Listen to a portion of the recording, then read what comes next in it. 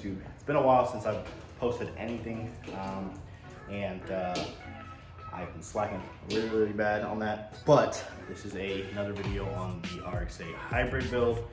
The car currently runs, and in this episode, we will finally get to drive it. But I do have somewhat of a little problem that I ran into the other day. I noticed a leak of coolant coming out. I couldn't really source where it was coming from originally, but then I checked all the lines, checked every hose, and didn't find anything. But as you see in the thumbnail, I'm obviously upgrading to a full aluminum radiator. But honestly, for the price, it's not that bad. I think it's a pretty good budget-friendly all aluminum RX-8 one. I think probably more expensive aftermarket ones come a little bit bigger, maybe a little thicker when it comes to that scene of full aluminum radiators. But honestly, for the price, I bought this off eBay, and it was like 120 bucks. So this is the OEM one. It comes with this plastic on top and plastic on bottom, and then the rest is aluminum, which I'm not sure why they do that on factory vehicles. It definitely has its wear, obviously not in the best conditions. So I think it was time for an upgrade anyways. This engine produces a lot of heat. So you guys that are been with me for a while, or just know general RX-8s, they run pretty hot, or rotaries in general, I should say, run pretty hot. So it was a good thing to upgrade it anyways, even if it's not the problem. So we'll find out soon enough if this is the problem or not. So, all right, guys, let's get cracking and rolling.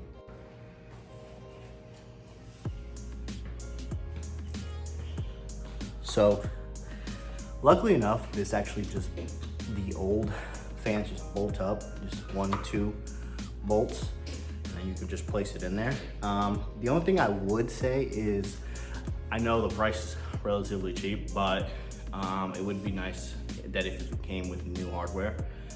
And by hardware, I mean like just new bolts,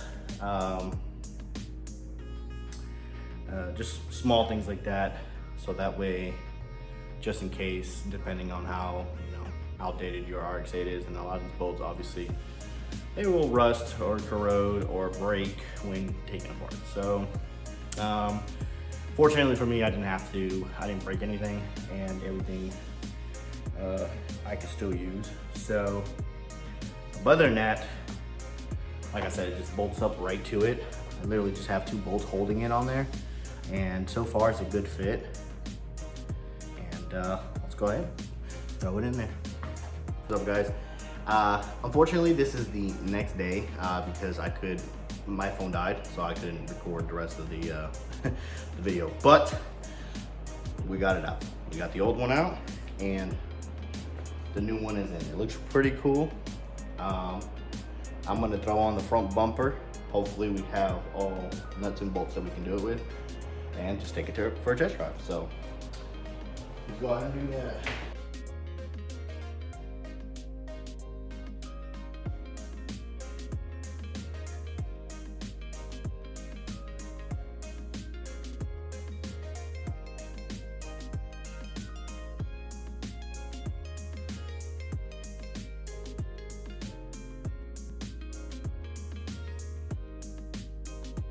All right, we got the front bumper on. When I got this car, it didn't have the front bumper. It was actually already taken off. So it looks good with the front bumper, honestly. But it does have some scratches. I might have to buy another front bumper in the future. One that doesn't look as messed up as this one. And it is missing a couple other plastics, like the one underneath. The one here, and that goes inside the engine bay, and then obviously some plastics to go under the wheel wells. But those, we'll have to just get them later. I'm not really too worried about the wheel wells. But she looks good, so let's go ahead and take it for a test drive. Guys, I did let the engine turn on earlier just to make sure there was any leaks. Obviously, that was the whole point of replacing the radiator. And so far, the car warmed up just fine. No leaks. For some reason, that's when it started leaking, was when it started warming up. Everything got hot and then it started, you know, pouring out. But I do have my Versa-Tune here just to give me obviously better numbers than what the car can give me. So unfortunately, I don't have any place to kind of hold this camera at the moment. So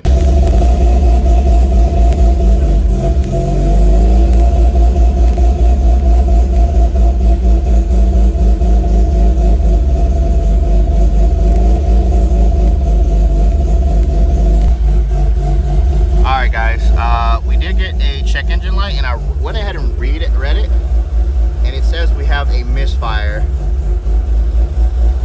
multiple misfires, but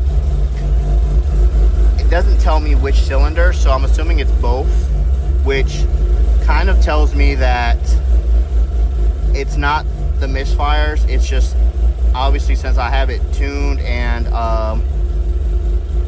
obviously it's a brapping like an RX-8 shouldn't brap, it's gonna throw that misfire, unfortunately. So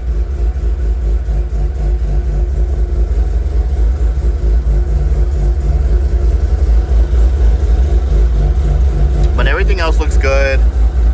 The oil meter pump, it is pumping oil. My ignition timing, everything is pretty much good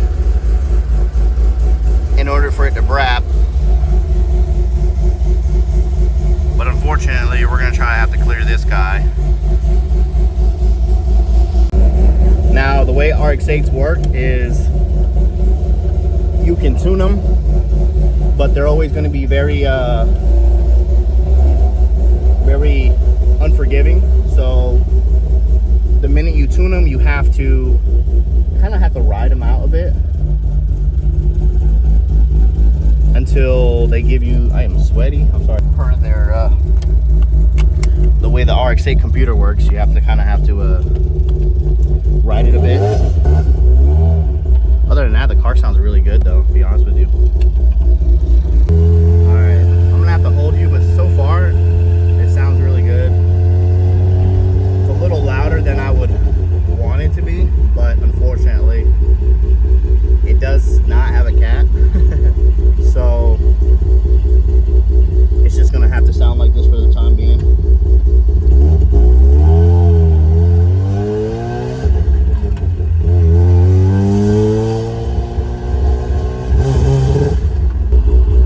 It starts to kind of like vibrate and shake at the same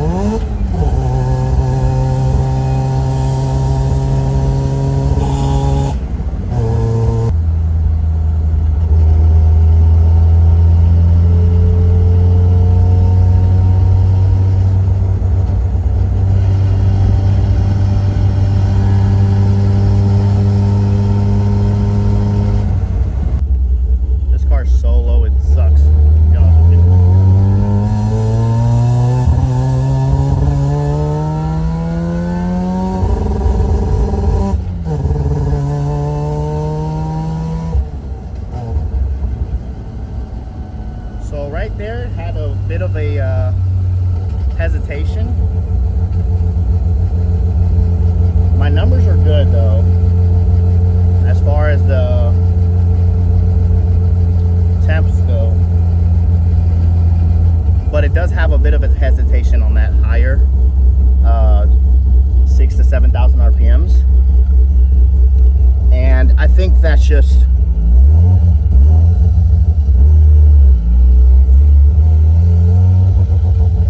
has to do with the fuel pump.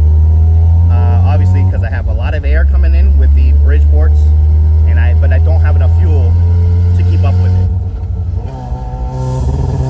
See right there, that's 4,000 RPMs. But it does feel good. The car feels really good. It feels strong. It doesn't feel as strong as I feel like it could be, but I think it's because of that lack of fuel being able to go in.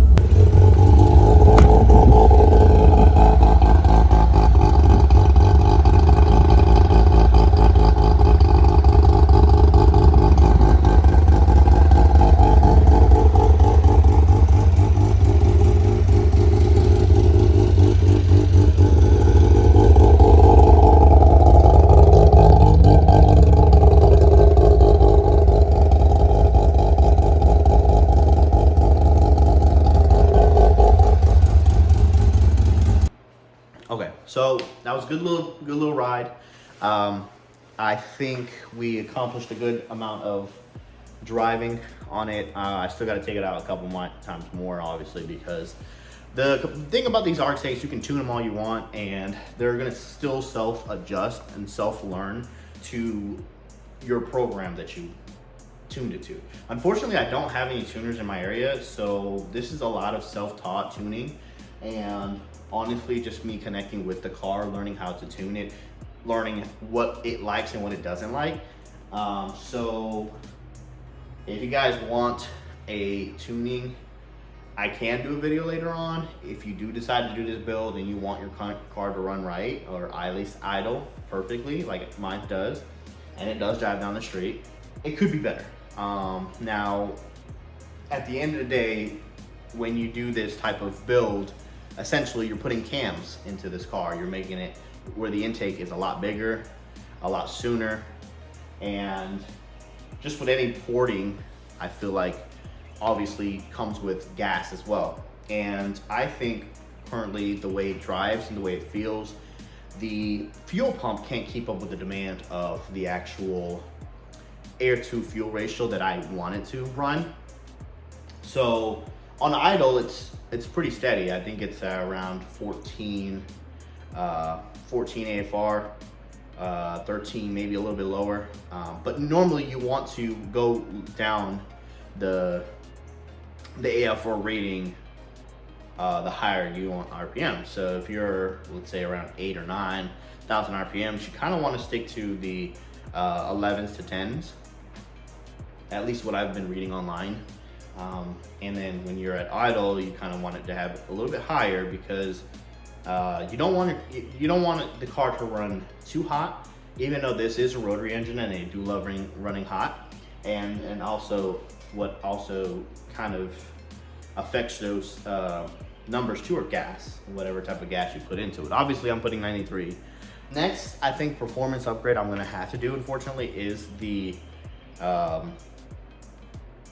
fuel pump, because like I said, the demand for fuel isn't there. Essentially, this car is cammed. It's like putting a bigger cam on it, so your air intake is a lot larger and your intake is a lot sooner as well, which is what causes the brapping noise. But if your fuel can't keep up with your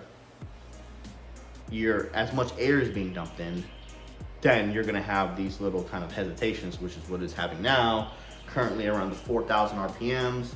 And I've noticed that it has that at the 6,000 to 7,000 RPMs. It'll just kind of hesitate because it feels like there's just not, there's no more gas. Do another test drive to see what or how it performs then. That's about it. That's all I have for today. I appreciate you guys tuning in.